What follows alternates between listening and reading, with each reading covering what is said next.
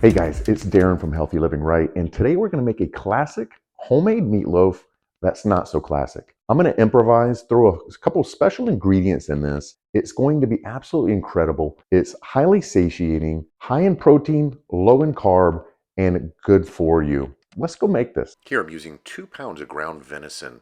I have some coconut sugar, that's a great little secret ingredient. Pork panko, absolutely zero carbs, great for flavoring. I didn't have an onion, so I'm using dehydrated onion.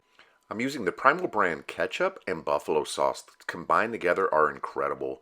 Use any ketchup you want. I prefer zero sugar. Here I'm also using some Redmond's real salt. I have some Kerrygold cheese. I'm using 2 eggs. It's typically 1 egg per pound. I have 2 pounds of meat. I have some Italian seasonings, some paprika, and some garlic powder. Now grate up some cheese. I'm typically going to go in with about 1 cup of cheese. It's really no perfect mixture. I like to improvise. Every time I do this, it's a different recipe. Cheese is going to help create some moisture. Venison typically runs very lean. If using a ground beef that is very lean, you want to add some fat in there.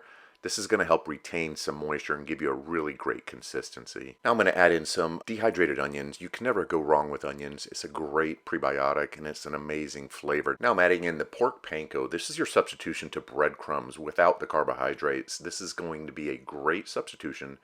A lot of people will add milk at this stage. I don't, because I'm adding the cheese in. You already have your dairy, and it's going to help with the moisture. Now you're going to add in the remaining ingredients. I go in with the garlic powder, add some paprika and some Italian seasoning, and crushed red pepper and black pepper. Now, do be careful with the salt. Once you add too much salt, you can't take it away, so you can always add that afterwards. That is the only ingredient that I caution on, but the other ingredients are really hard to mess up, so go liberally and enjoy them. With salt, you typically have about 1 teaspoon per pound. Now you're going to go in with the eggs. Eggs are going to allow this to homogenize and create the texture without the crumbling and falling apart. This is an important step. I wouldn't skip on it. So after adding your dry ingredients, you've added your eggs. Now you're adding your ketchup and a little bit of buffalo sauce. This is optional. You could use any kind of mustard, whatever you want to add. Again, this is something that you play with and you adjust it to your flavorings and what your likings are. It's just a great way to add additional depth and texture and flavoring to this meatloaf. That's one of the beauties of cooking like this, is that it's not like baking. It's very forgiving and you can add stuff and take away stuff and it's not going to have a huge impact on the dish.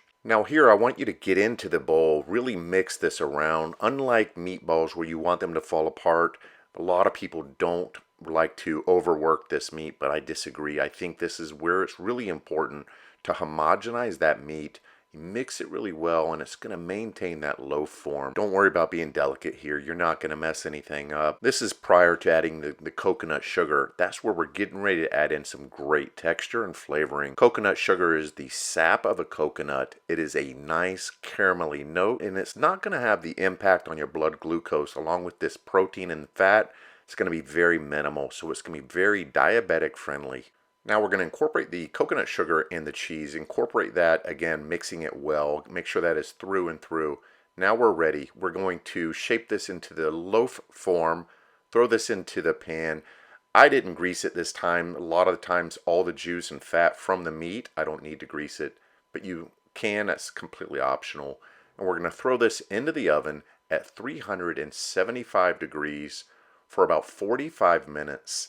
Make sure that the internal temperature is 160 degrees and it is ready. Now we're going to put on my last little touch. We're going to put on some of the ketchup.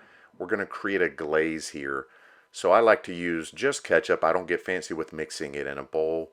And we're going to add some coconut sugar on top of this. Baste it all over the meat. We're going to put it back in under the broiler for about 10 minutes. This is going to give you a beautiful caramelized crunchy shell that is absolutely to die for. Now that that step is complete, what I want you to do is just remove this from the pan, or you can leave it in the pan. It's totally up to you, but let it sit for 10 minutes. Let it absorb, and then it's ready to cut. Make long, easy strokes. Get a nice slice in this loaf, and this is ready for dinner. It is great paired with some cauliflower mashed potatoes or your favorite side dish or vegetables. I absolutely love this dish. And so my friends, dinner is served. So please